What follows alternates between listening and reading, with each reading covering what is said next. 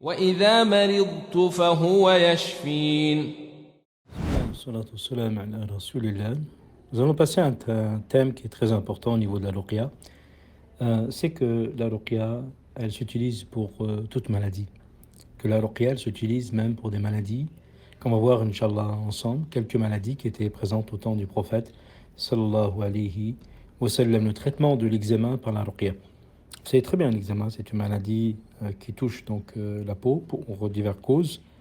Ça peut être, il y a diverses catégories d'eczéma, ça peut être eczéma de contact, atopique, divers eczémas. Et la ruqya s'utilise même pour traiter les maladies de peau. Elle s'utilise la ruqya pour traiter les maladies de peau. Et plusieurs hadiths ont été, on va voir tout ça, Inch'Allah, on va voir quelques justement pathologies qui ont été traitées par la ruqya. Nous avons vu dans le hadith de Anas, le prophète sallallahu alayhi wa sallam a autorisé la ruqya pour la piqûre de vénémineuse. On a vu ça ensemble déjà, le mauvais œil, on a vu déjà ça ensemble, et l'eczéma, et aussi donc l'eczéma. Shifa ibn Abdullah rapporte que le prophète sallallahu alayhi wa sallam est venu me voir alors que j'étais chez Hafsa, il dit enseigne-lui donc la ruqya contre l'eczéma, quand tu lui as appris l'écriture. Quand ça c'est important. Et d'autres hadiths, vous savez que hadith muslim, rapport dans son sahih, d'après Uthman ibn Abdullah, qui s'est plaint auprès du prophète d'une douleur qu'il a ressentie dans son corps, depuis qu'il est devenu musulman. Alors le prophète se dit, mets ta main sur la partie qui te mal de ton corps. Donc mettre la main sur la partie qui te fait mal de ton corps et dit, Bismillah 3 fois. Bismillah, Bismillah, Bismillah. Et 7 fois, je me réfugie sous la puissance d'Allah et sa capacité contre le mal de ce que je ressens et ce que je redoute. 7 fois. D'accord. Soyez attentifs. Ce remède convient l'évocation donc d'Allah Azza wa Jal, le fait de lui laisser la faire, la demander de protection par sa puissance et capacité contre le mal de la douleur qui la dissipe, même que ce soit des maladies auto-immunes, que ce soit musculaires, d'avoir cette habitude de mettre la main sur les parties touchées. Et grâce à Allah, la douleur se dissipe pour beaucoup de maladies. Même des personnes ont traité avec la ruqya le cancer. Ont traité le cancer avec la ruqya. Sa répétition est pour qu'il soit plus profitable et efficace, comme la répétition du remède pour faire sortir la matière. Ça, c'est une règle dans la ruqya. Dites-vous, si vous voulez faire la ruqya, vous avez un mal quelconque, faites-la plusieurs fois. D'ailleurs, c'est une règle qu'on va expliquer, Inch'Allah. Il faut la faire plusieurs fois. Et là, c'est ce qu'on retire du hadith de 3 fois, de 7 fois. C'est-à-dire, le mot 7, les Arabes utilisaient beaucoup le mot des chiffres qui signifient, quand on dit la signification, c'était plus une expression qu'une signification. C'est-à-dire le mot 7, il ressort beaucoup, comme vous savez, dans la sharia. Ça veut dire que, en fait, de répéter. C'est-à-dire de répéter. Et sa répétition est pour qu'il soit plus profitable et efficace, comme la répétition du remède pour faire sortir la matière. Et il y a dans le chiffre 7 une spécificité, donc une spécificité qui n'est pas présente dans un autre chiffre. Donc, et dans les 2 hadiths du prophète sallallahu alayhi wa sallam, demander protection pour certains de sa famille, essuyer sa main droite en disant « Ô Allah, Seigneur des hommes, fais partir le mal et guéris. Tu es le guérisseur, pas de guérison sauf ta guérison, une guérison qui te laisse pas de maladie. » Ça, c'est très important, ça. Ce hadith et cette invocation-là. Et il y a dans cette ruqya une intercession à Allah par la perfection de sa seigneurie, la perfection de sa miséricorde par la guérison, qui est l'unique guérisseur, et il n'y a pas de guérison sauf sa guérison. Donc elle englobe l'intercession auprès de lui par son tawhid, sa préfésance et sa seigneurie. Une règle dans la ruqya aussi qui est important, c'est que la ruqya, ça je le répète, elle s'utilise contre toute maladie. Contre toute maladie. Donc il est important d'avoir cela à l'esprit, car certains disent que la maladie physique, que tu vas chez le médecin, pour la maladie psychiatrique, tu vas chez le psychiatre, pour la maladie spirituelle, tu vas chez le raqi. Ça c'est connu.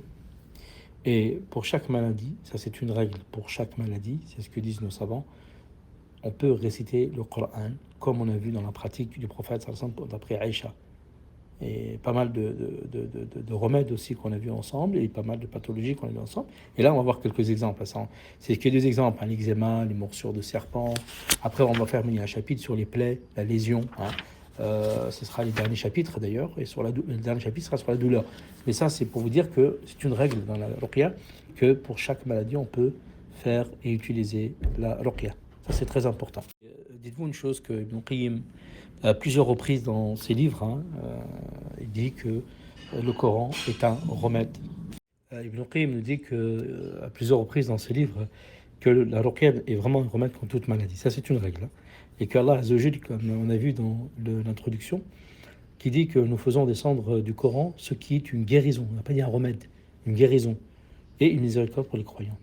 Donc là, à partir de cela, les savants, justement, ceux qui font l'explication de ce verset, ont vraiment appuyé que c'est le Coran, ou la ruqya, qui est vraiment un remède contre toute maladie. Et puis, bien sûr, que le croyant, plus il va profiter de cette guérison, plus il va acquérir la miséricorde. Et bien sûr qu'après, les expériences ont prouvé cela. Et beaucoup, même dans des maladies, même quand je vous ai dit auto-immunes et cancer. Parlons du chapitre sur l'eczéma. Alors, l'eczéma consiste en des lésions de la peau qui apparaissent donc sur les deux flancs. C'est une maladie connue et nommée en arabe namla. Pourquoi on l'appelle namla? C'est comme par exemple la fourmi, car ça gratte, ça passe dans tout le corps, ça gratte et ça passe dans tout le corps. Donc c'est pour ça qu'il appelait les Arabes namla. Il l'appelait namla, car celui qui en était atteint a l'impression qu'une fourmi marche sur son corps. Ça le démange et c'est une maladie vraiment qui est très dure à supporter et elle est de trois types. Ibn Qutayba et d'autres ont dit que les Zoroastriens prétendaient que si on posait l'enfant d'un homme conçu avec sa sœur sur l'eczéma, le malade guérissait. Mais bon, ça c'était tout ce qu'ils disaient avant. Al-Kahhal, ça c'est des savants dans la médecine, disaient que, d'après Shifa ibn Abdillah, pratiquait ruqya contre l'eczéma avant l'islam.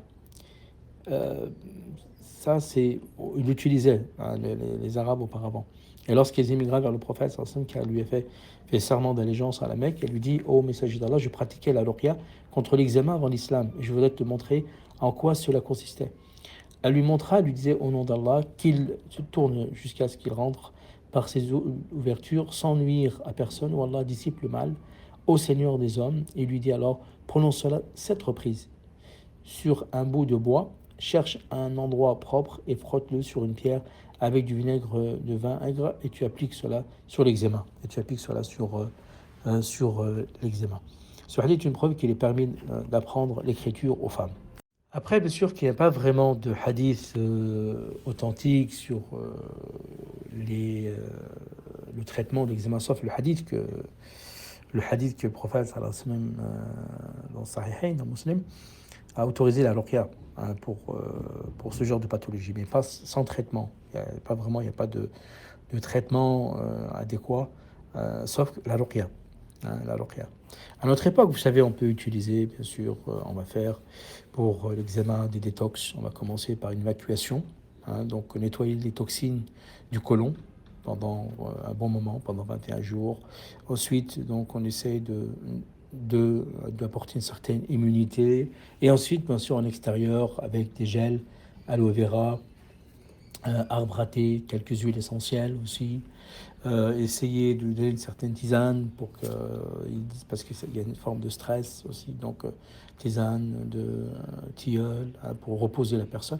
Et la camomille est vraiment exceptionnelle contre l'eczéma. La camomille, que ce soit son huile, la tisane, en pommade, en crème à base de camomille, elle est vraiment exceptionnelle contre l'eczéma. Et ça n'empêche pas, bien sûr, d'utiliser pour l'eczéma de l'huile coranisée aussi, ça n'empêche pas, avec quelques huiles mélangées comme l'huile de rose, l'huile de lavande pour calmer, l'huile de camomille, et très bien. Et de faire la ruqya directement, comme on a vu ensemble, de poser la main sur les parties touchées et faire la ruqya.